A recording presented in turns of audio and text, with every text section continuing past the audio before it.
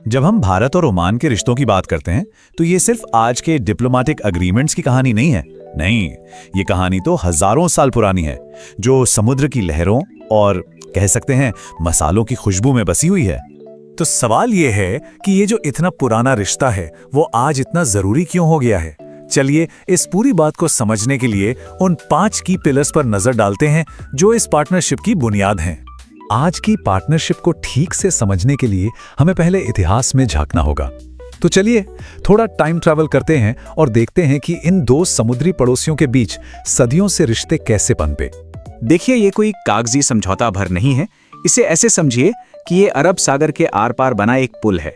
एक ऐसा पुल जिसने सदियों से कल्चर को, आइडियाज को और हाँ, लोगों को एक दूसरे से जोड़ा है। और यही जो लंबा और इतना रिच इतिहास है ना, वो एक मजबूत भरोसे की नींव तैयार करता है।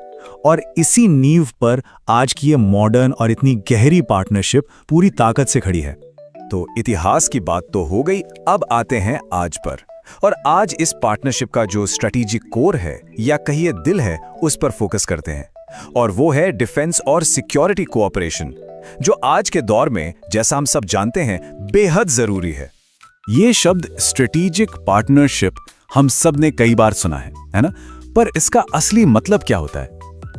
इसका सीधा सा मतलब है कि दो देश सबसे क्रिटिकल इश्यूज पर एक साथ कंधे से कंधा मिलाकर काम करने के लिए कमिटेड हैं। और ये जानना काफी दिलचस्प है कि ओमान खाड़ी का पहला देश था जिसने भारत के साथ ये इतना बड़ा कदम उठाया था।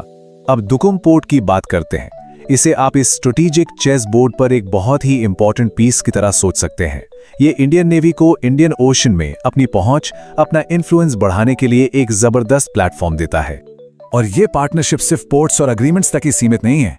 ये जमीन, समंदर और आसमान तीनों जगहों पर एक्टिव है। आर्मी, नेवी और एयरफोर्स के बीच जो ये रेगुलर जॉइंट मिलिट्री एक्सरसाइजेस होते हैं ना, ये दोनों देशों की सेनाओं के बीच एक फैंटास्टिक कोऑर्डिनेशन और डीप अंडरस्टैंडिंग बनाते हैं।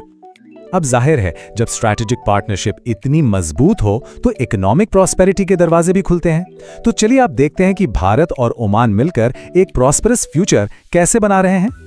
देखिए, ओमान अब फ्यूचर की तरफ देख रहा है। वो अपनी इकोनॉमी को तेल पर डिपेंडेंसी से आजाद कर रहा है, उसे डाइवर्सिफाई कर रहा है।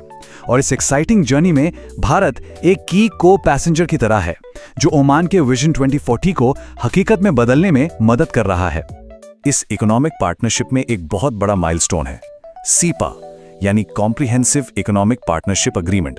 ये समझौता आसान शब्दों में कहें तो ट्रेड बैरियर्स को हटाकर दोनों देशों के बीच ट्रेड और इन्वेस्टमेंट के लिए एक, कह लीजिए, सुपर हाईवे बनाने जैसा है। और मजे की बात यह है कि ये पार्टनरशिप सिर्फ ट्रेडिशनल ट्रेड तक ही नहीं रुकी है। नहीं, ये तो फ्यूचर के सेक्टर्स में भी जा रही है, जैसे डिजिटल पेमेंट्स, स्पेस टेक्नोलॉजी और ग्रीन एनर्जी। ये वो चीजें हैं जो 21वीं सदी की इकोनॉमी की नींव हैं। लेकिन देखिए, किसी भी रिश्ते की जो असली ताकत होती है ना, वो उसके लोगों में होती है। सरकारों और बड़ी बड़ी कंपनियों से कहीं आगे बढ़कर भारत और ओमान का जो रिश्ता है, वो असल में लोगों के दिलों में बसता है। 7 लाख से ज्यादा भारतीय आज ओमान में रहते हैं, काम करते हैं। और ये सिर्फ वर्कर्स नहीं हैं, ये ओमान की सोसाइटी का एक इंटीग्रल पार्ट हैं, एक जीता जागता ह्यूमन ब्रिज जो दोनों देशों को जोड़ता है। और जैसा कि सोर्स मटेरियल में बहुत खूबसूरती से कहा गया है कि ये लोग सिर्फ घर पैसा नहीं भेजते, ये अपने साथ भारत का कल्चर, भारत की वैल्यूज और वो जो एक खास गर्मजोशी है, उसे भी लेकर जाते हैं। ये हर दिन दोस्ती और अंडरस्टैंडिंग के असल ब्रांड एम्बेसडर हैं। और ये जो कल्चरल कनेक्शन है, ये कोई आज की बात नहीं है। ओमान में प्राचीन हिंदू मंदिरों का होना यह अपने आप में इस बात का सबूत है कि दोनों कल्चर्स सदियों से एक दूसरे के साथ शांति और सद्भाव से रहते आए हैं। और ये ओमान की टॉलरेंस को भी दिखाता है। तो इन सब बातों का मतलब क्या निकलता है? ये जो हिस्टोरिक पार्टनरशिप है, ये फ्यूचर को कैसे शेप करेगी? सिर्फ इन 2 देशों के लिए नहीं, बल्कि पूरे रीजन के लिए। एक ऐसे रीजन में जहां अक्सर उथल पुथल मची रहती है, ओमान शांति और स्टेबिलिटी का एक आइलैंड जैसा है। उसकी जो न्यूट्रल और बैलेंस्ड फॉरेन पॉलिसी है, वो उसे भारत के लिए एक, कह सकते हैं, अनमोल और भरोसेमंद दोस्त बनाती है।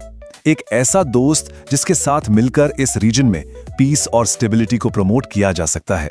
तो फ्यूचर वाकई में बहुत एक्साइटिंग लग रहा है।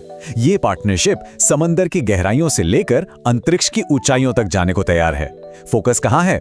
ग्रीन एनर्जी, डिजिटल इकोनॉमी और मैरीटाइम सिक्योरिटी, यानी 21वीं सदी के सबसे क्रिटिकल सेक्टर्स पर। तो आखिर में ये बात बिल्कुल साफ है, भारत और ओमान का रिश्ता सिर्फ एक पार्टनरशिप से कहीं ज्यादा है। ये एक शेयर्ड हिस्ट्री, शेयर्ड वैल्यूज और एक शेयर्ड फ्यूचर की कहानी है। और जैसे जैसे ये रिश्ता और गहरा होगा, ये सिर्फ दोनों देशों के लोगों के लिए प्रॉस्पेरिटी ही नहीं लाएगा, बल्कि इंडियन ओशन में पावर बैलेंस को भी रीशेप करेगा। और ये एक ऐसी डेवलपमेंट है जिस पर, यकीन मानिए, पूरी दुनिया की नजर रहेगी।